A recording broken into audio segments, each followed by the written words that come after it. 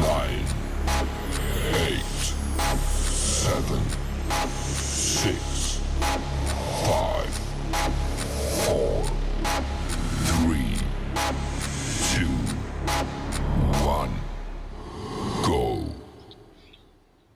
Well, hello, and welcome to Up Close and Personal with Angela on behalf of Aspiring Authors Magazine and the Crew Podcast. I want to welcome you guys as we bring awareness to the 100 authors to watch. Oh my God, I'm telling you, I have truly been blessed. If you have missed any of the broadcasts throughout today, we started at 1 o'clock. There was some hiccups in the beginning, but I tell you, we was able to yet press on. We was able to yet press on, and we are yet here. We are headed into our fourth interview. So I want you guys to take this opportunity to share this with someone in your circle because you never know what the next person may be in need of. I tell you, I have truly been blessed on today, and I want to encourage you to go back and check out the replays from the interviews from today. I'm going to move out the way. I'm going to bring up my next guest. You guys have definitely seen her around the platform. She's no stranger to the platform. It is definitely an honor and a privilege to be able to introduce her in this form as an author. Y'all see her all the time on the network as a host, but today she's coming in a different light. She's coming in the form of an author. So I'm going to go ahead and move out the way and bring her up and allow her to introduce herself. So, Miss Shanette, come on in the room, come on in the room, come on in the room. How are you today? I am doing fine today. How are you? You know what? I can't complain. There's no need complaining. I my Oh, mom used to tell me it's like using the restroom on yourself. Don't nobody feel that but you. So that thing stuck with me. It stuck with me, and I tell you, I learned to try not to complain, to enjoy life, right, and then looking at as I've been growing and just on this journey, I've learned to appreciate things and to take things for the moment, learn to live in the moment. So um, I'm at peace, I must say. In spite of things could have went so many other different ways. You know, even with all the things that have happened, it could have been way right. worse than what it was. But yet I stand, yet I'm here, yet I press. So enough about me. Shanette. Welcome. Yes. Who is Shanette? We see Shanette, the host. Let's talk about the lady that's a part of the 100 author movement. So who is that lady? Wow. This is new to me. All of this is new. I began to write once my son passed away. Um, so that's how I was able to release some of the pain that I was dealing with through my through writing to him, writing poetry, and then now I am now, working on my first book, From Grief to Glory. Hopefully I can get it done and get it released this year. I have so much things, I got my hands in other things, so that's on my list of priorities is to release my first book. But I have written in three of your anthologies, really four, because the prayer book is out now. So really four. So being that this will be your first project, solo project, Um, what are some things that you are hoping to gain from being a part of the 100 author movement that may could help you with your project? Um, Knowledge. You know, I've been watching the last three authors, and wow, they got me over here drinking water. And I'm all nervous and stuff because I'm like, how do you follow them? And I'm listening to them, and they dropping a lot of wisdom and a lot of nuggets, especially Millie Rose that just left. And I'm supposed to be doing homework, and I'm over on this computer listening to her, and I'm like, wow, taking notes. And then before her, I was listening to Dr. I wrote his name down, Dr. Brian, and I was like, wow, these are um amazing authors, and I never thought that I would be among them, at least in 100, part of 100 authors. And then also the young lady before, the one with the children book. I don't want to mess up her name, but listening to her story and how she took her mother and her auntie passing and made it into a book, a children's book. That was just like, man, I'm surrounded about I'm surrounded around greatness. And I never knew why God, I had friends from over 20 years, and during the time of my son transitioning, God removed them out of my life. And I didn't understand why he removed them. And now I'm seeing he putting people of great stature, people that I can learn from, even though I may be older than them, or they may be older than me. I'm learning. I'm learning from them. And when the first author was talking about her children's book, the first thing I thought about was my grandsons. I have four grandsons, and they like to read. And I don't see that many books out there um for our young men, our young teenagers and stuff. It probably is. Maybe I'm not looking hard enough. I No, see. that you don't, because that was one of the reasons that I got into doing what I'm doing. Back in 2016, I was working in my community in Anderson, South Carolina, running a summer program. Me and my partner, we had about 30 kids. We had a diverse group of kids. We had white kids, black kids, mixed kids, Mexican kids. But when we were going out and getting material, we could never find material that mirrored our brown kids. We could find everybody else, but we could never find anything that mirrored our brown kids in a good sense, in a good light. So that's what took me to do the things that I do. I came to Facebook. I was searching out for different people. So I was running into different authors. Like I have those milk crates.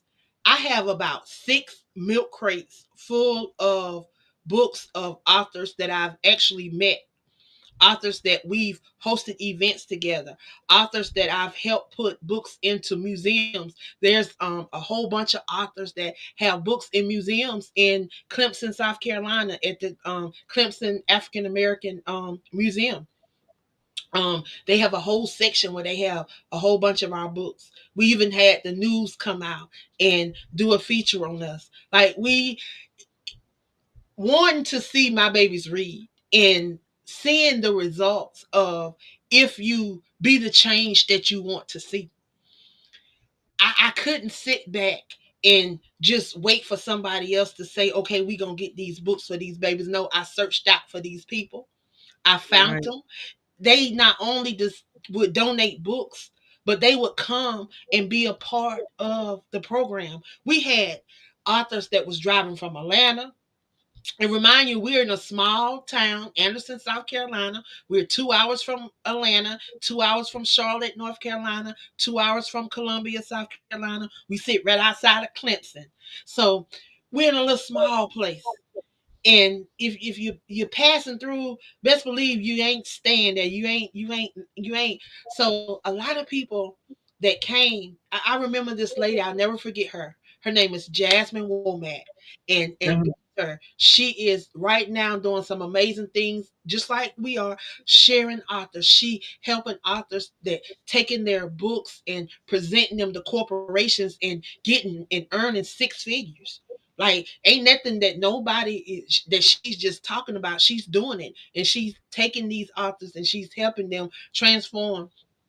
And she lived right here in Atlanta. Don't you know that lady came to my program, sold into my kids with her baby on the front of her. You know how them Africans had their baby swallowed around? She had her Right. baby. She had just had her baby. She had her baby swallowed around her, and she was teaching our babies about right doing vision boards. She had her vision board up there, and she was showing her vision board while she was teaching our kids. And she didn't even realize that some of the things that she had on her vision board, the house that she had on there, she had a picture of a house. That picture that she had on there on her vision board looked just like her house. She didn't even realize how close it looked, because to her it was just a picture that she just picked out of a magazine. But she got a house built from the ground up. And that picture Wow. that she did some years ago, when I was looking at it, I was drawn to it because I had seen her do the post. And I was like, wow. Sometimes we don't even realize the visions that God give us in our dreams, that Right. when we wake up and we write them down, that we can get to it faster if we write it down. Because he said, write the vision and make it plain. But a lot of times we don't. Mm. We'll just brush it off because it's a dream. Because people have told us that dreams ain't nothing but dreams. Yeah. That when you wake up, that's the end of that. But that's not true. That is so not true. Like, he said that he would give visions and dreams. Mhm. That's what he said. His words say that. So why would his dreams just disappear and go away? They're not. So Amen. just like Millie Gross was saying, sometimes we got to dispel those things that we've been taught. We got to dislearn some of those things and be led by the Holy Spirit, because he did say that he left the comforter. That's the Holy Mm-hmm. Spirit. And when she shared with me what she shared today, like, that woke me up. That woke me up to a lot of things. Like, yeah, we have been praying to the. We've been. Not, we ain't supposed to be bugging God because God said it was finished. When He said it was finished, like, Yeah. why are we still bugging Him?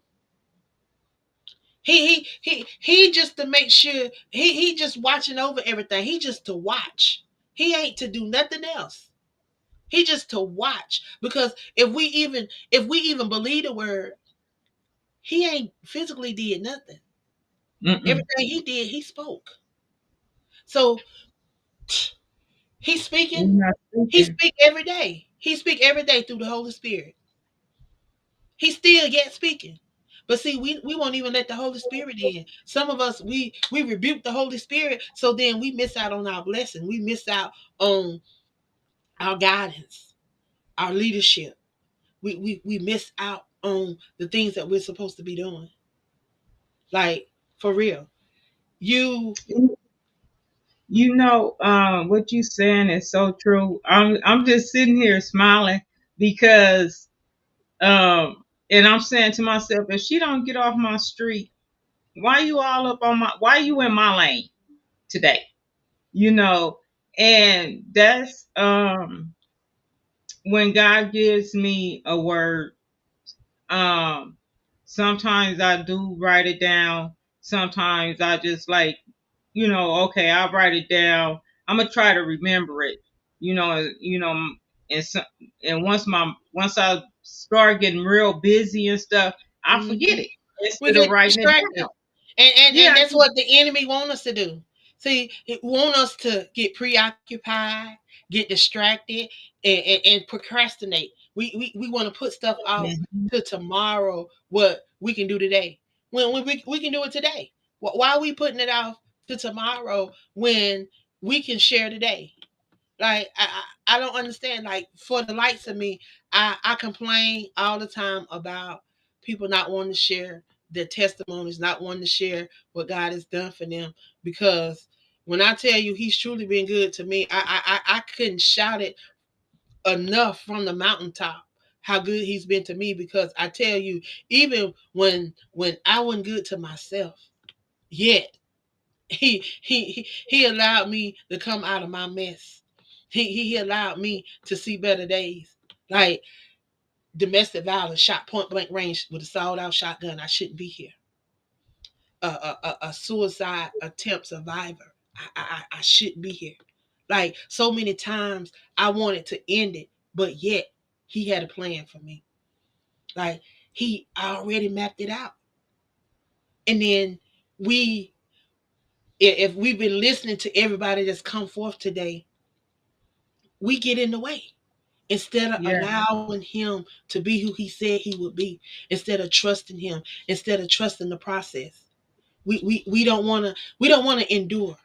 We want everything microwave because that's how society have set things up for us, making us think Yeah. that, oh, it's overnight. Baby, you didn't get that overnight.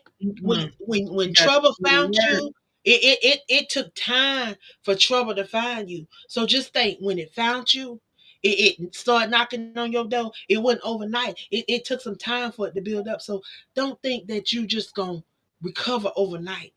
You got Mm-mm. to give yourself time. Process. And you have to you have to go through the process. You have to allow those things to happen.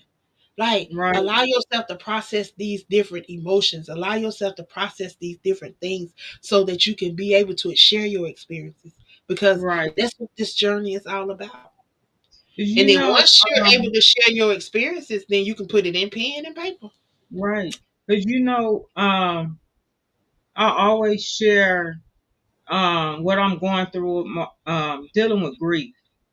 I never, when I found my son unresponsive, he had congested heart failure.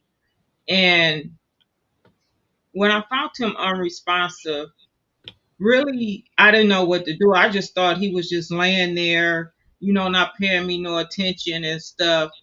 But when God spoke to me, he told me to do certain things because, I'm just standing there calling his name and he's telling me, like, okay, touching. And when I touched my son, I was like, oh, okay, what's going on? Why you feeling like that and stuff. So, I'm not processing it. But then I seen his hand and God spoke again. He said, touch his hand. I touched his hand, it's like, oh, okay, now it's kind of hitting me like, oh no, I know you ain't. And then he spoke again to me. He said, now pushing. And when I pushed my son and his whole body rocked with one motion, I thought I was going to lose my mind. I really did, and maybe I was in shock or something, but I cried, but I didn't have that cry. I felt God around me. And my aunties and my mother was telling me, um, God is with you. God is with you. And I felt it because, you know, when I had to finally lay my son to rest, I was able to say goodnight to him, and because I knew what he was going through with the sickness and everything, not being able to breathe and all of this other stuff. Right. To look down in there, you dying on the inside. You want to Right. pass out, Yeah. but Because you don't you even God, though you understand that he had, because my brother suffered from congestion heart failure too. My brother had mm, he had a defibrillator. So whenever his heart rate Oh, stopped, um it would jump it back and it would start back. Um and my brother had that, from my understanding, the doctors had been contacting him because anytime it went off, they always would notify them or whatever, and mhm, the doctors would know what was going on, so they would contact them. So I was understanding that my brother, the doctor had been contacting my brother, and my brother had been ignoring them or whatever. But everything happens for a reason. But mhm, even though we understand that they have these illness, even with my brother, I processing my first brother's death, because my brother was a quad. He was paralyzed from his neck down, had been paralyzed for over 20 years. So we understood, every day what his everyday life was like, how someone had to comb his hair, brush his teeth, had to do everything for him. So we understood that. So with him passing, it was a little, we was more prepared. But with my last brother, we couldn't put. It's like one of those things that, even though you say you trying to prepare, you could never prepare for. mm-mm. You could never prepare. Like I never, even now, I never imagined life without my brother. Like I never imagined it. Like I never imagined it. Like you could imagine. I've imagined life without my dad because I lost my mom 31 years ago. So I knew that one day I may lose my dad because my dad was older too. But I can't imagine losing someone. And I think we may be having some technical difficulties. I think Shanette may have dropped off. But grief is something. And it's something that, you just don't put to the side. You have to process it, and Right. you have to experience all of the different emotions, because you're gonna have different emotions, and it may creep up anytime. It's just like having PTSD. Yes. Anything could set you off. Anything could send you into trigger mode. Anything could make you feel like uncomfortable. Like with me, Mhm. like I hate fireworks. Being shot point blank range with a sawed off shotgun. Fireworks and me don't get along. I don't like when cars backfire. And I don't even like watching TV because I don't like the shooting. I don't like the guns. I don't like anything got to do with guns. Like it just put me in a funk. So if I Right. know that, then I try to stay away from those negative things, and I try to go around those positive things, those things that will keep me in a positive vibe. Because sometimes we have to direct those feelings that Mhm. we're having. And I love that first author that I interviewed, because that's what she did with her book. Yes. And she was able to take losing her mom, losing her aunt, and a time where she should have been grieving and going through, but she was able to process that so that she could help somebody else by going Mhm. back to their youth. She gathered on memories, things that she remembered them doing, and she was able to give that back through now a doll, gonna be a coloring book, and ain't no telling what else may come from it. Because I'm looking at them little dolls, and I'm just looking at little puppets and the puppet Yep. show, all kind of little Uh-huh. stuff.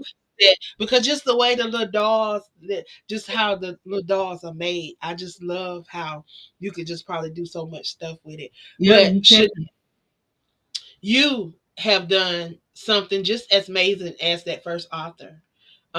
Your son wanted to go back to school. So you, in the midst of all that you're doing, you have gone back to school. You Yes. became a published author because you are in four of our anthologies. You are in the Legacy Chronicles series, where you were able to truly pen about your son, your experience, and how you felt and how you dealt with that.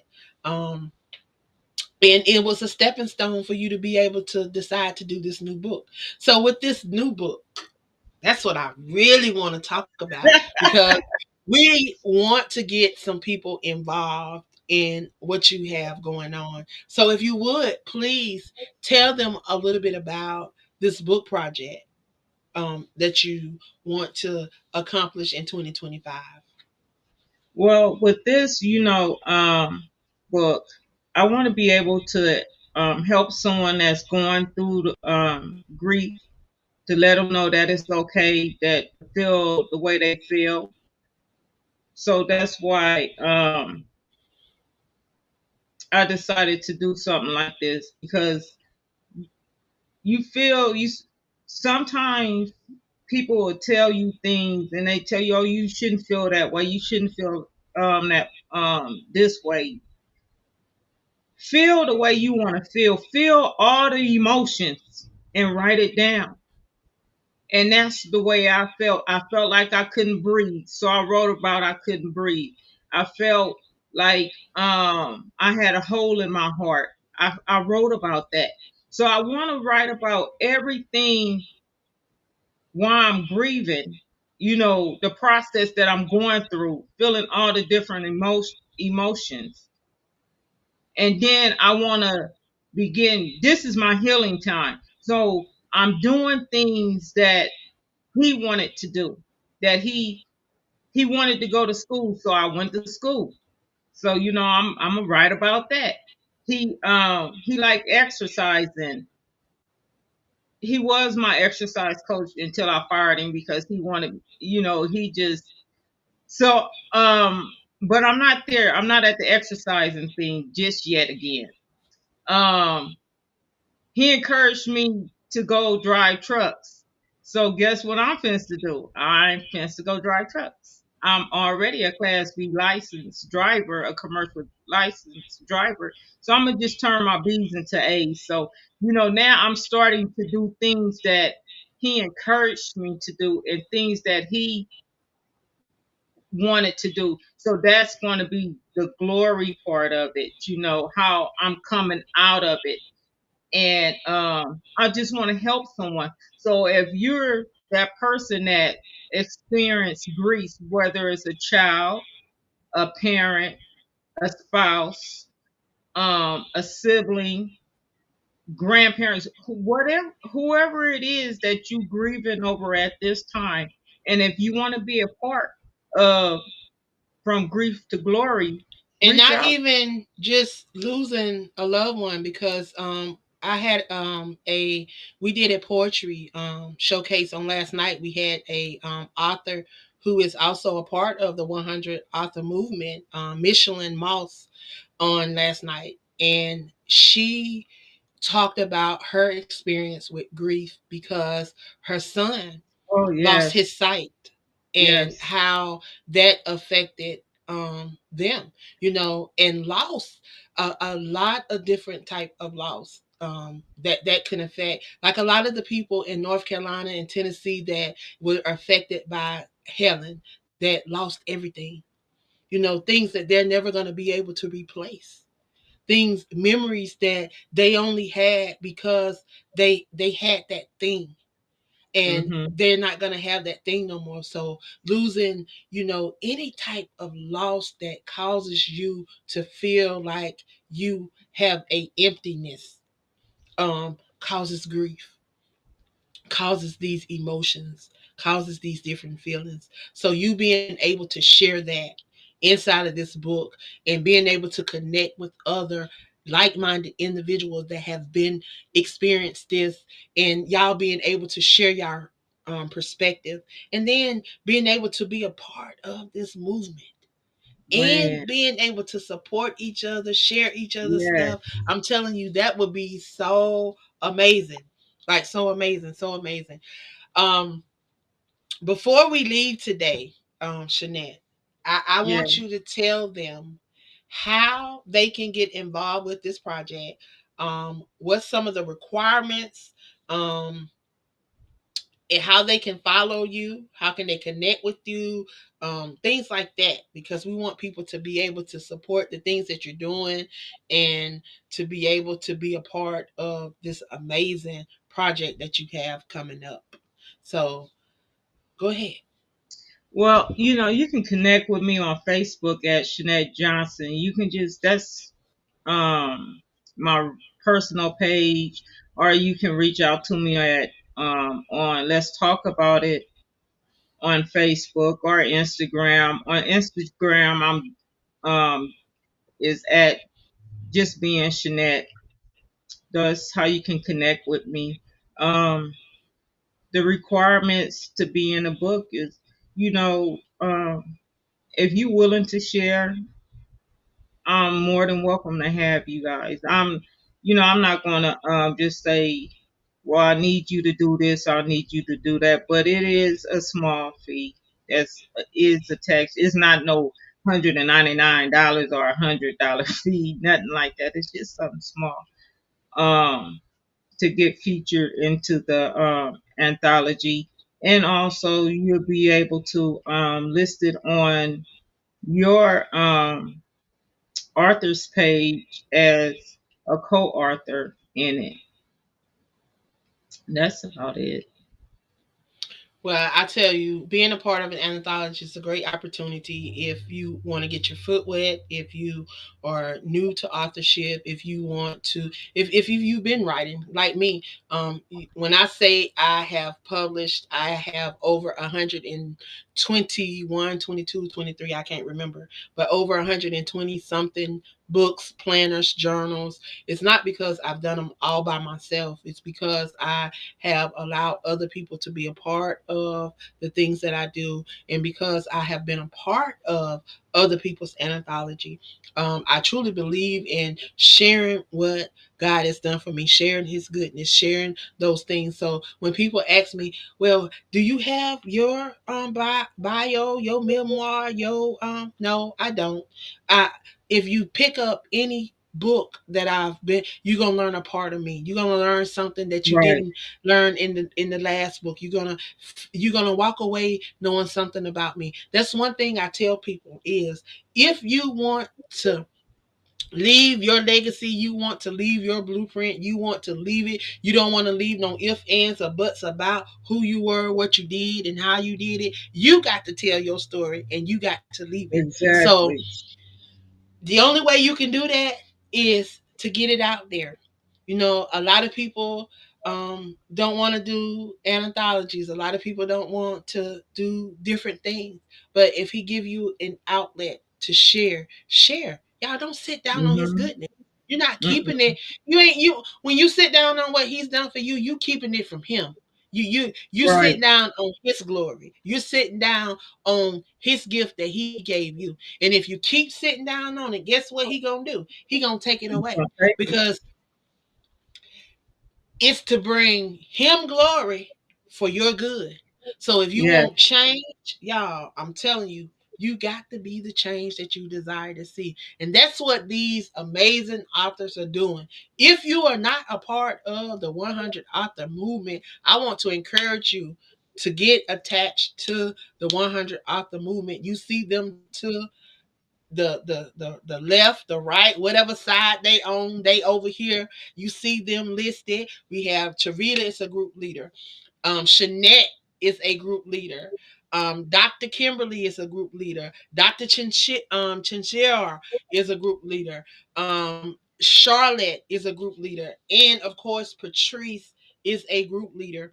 And we have some amazing authors, poets, creatives that are a part of what we are doing. They are sharing their brand, they are sharing what they're doing, and they are just trying to amplify that God has already given them, that they already have. They're just trying to get it out there so that it can reach the masses and do what God purposed it to do through each one of us. Y'all, we all got a purpose. There's something that we're all supposed to be doing in this universe. Right. And if we all can come together and pull off of each other's strength, where I may be weak, you may be able to lift me up, Shanette. And Yes. then somebody else may be able to lift me up on the left side. Somebody may be able to lift me up on the right. Somebody may be able to carry me from the front. Somebody may be able to push me ahead from the back, and I may get through whatever it is I may be going through that's causing me to be weak in that area. And that's what we got to do for one another. We got to get back to that village mentality, and it Mhm. all starts with our mindset. It all starts with what we want and what we give out, because that we give out is gonna come back. It's Right. gonna come back. And I want my ripple to be a ripple that, people will say, hey, Miss Angela did this, Miss Angela did this, and it'll be something positive. It will never be anything negative. It will always be something positive. So, what would you leave with the people as we close out on today? What is the one thing that you would want people to take away from your platform and the things that you're doing? Oh, the things that I'm doing, I'm being a voice. I just want to say this real quick. I know it's kind of early, but it's never too early. In August, if you guys are over in California, the AAALCA, did I say it right, Angela? AALAC. It's coming back. It's coming back to California, and this time we want to do it bigger. We want to be able to give our children in our community backpacks to send them back off to school. So I'm working on that. So if you guys would like to come on over here to California, the authors come on over here, and just let's talk to our youth that's in the communities and stuff. Get our kids back reading, and let them see that there are brown and authors that's out here, Yeah. so we can get them back writing. And because a lot of them, have mental illness and stuff. If we can get them to start writing their emotions down, they maybe we can curb some of this violence Well, that's we going. have mental illness specialists right amongst us. We have individuals that suffer from mental illness. You're looking at one, PTSD, depression. Um, but when I learned what it was, and I learned how to deal with it. Yeah, sometimes I have my moments, and then sometimes I have to cry and then let it out Mhm. and go on, keep pushing. But once you are able to identify it, you learn ways to deal with it, and you learn how to go on, and you continue to share. You have Dr. Window, you have Dr. Brian. He shares his testimony about his mental illness battle. And I tell you, they're doing some amazing work with mental health. And you have different other individuals. Charlotte, she talks about grief. You have myself, you, Little, all these individuals are a part of the 100 author movement. So you have a diverse group of individuals that come from different backgrounds, and they are sharing different things, because they want to be able to be a beacon of light to somebody that may be going through, to be able to help that person come out, so that that person may be able to do the same thing. If we continue to pay it forward, and we continue to look at the next person, and not always thinking about ourselves, but thinking about the community as a whole, then Mhm. we all benefit. We all grow. We will all move forward. And that's where it goes back to I'm so thankful that God dropped in my spirit to allow me to be able to be the visionary of the 100 author movement, and to be able to bring these authors together, and to allow these authors to utilize their gifts and their talents and the things that God has given them. Because if it was not for what He has given them, we wouldn't even be able to come together to showcase those things. So there it goes again. We giving Him glory, and He's Yeah. opening doors for us and allowing us to be able to do these things.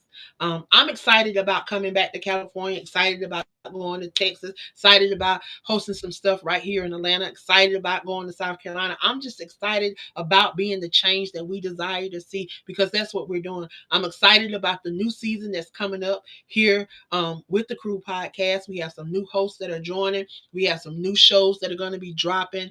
I'm just excited all around, how individuals are going to be able to tune in now. We actually have our little radio station that people are going to be able to listen to 24/7, 365 days. There's going to be continually play of nothing but the Crew Podcast. So you can go over there. If you miss our shows, you can go over there and just hear something playing all the time. We got the Free Texas campaign going. We got the prayer call going. We got season 1 and 2 of the Crew Podcast going, and soon to have season 3 coming up starting in February. Also, um, Shanette is an amazing host over on the podcast.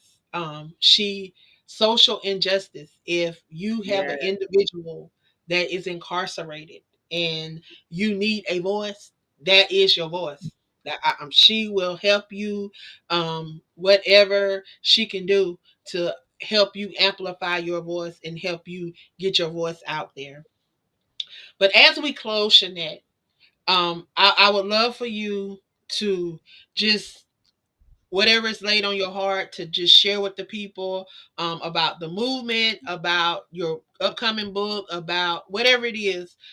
Just share with them as we close. Again, I want to thank you for coming on, sharing with us. I know it's never easy to share and to be transparent and to allow people into your world, but I thank you for being transparent and allowing us to learn a little more about you as you take this journey into the author world. So the floor is yours as we close out. Well, over here on Let's Talk About It with me and my co-host Cornell, we just to do something different.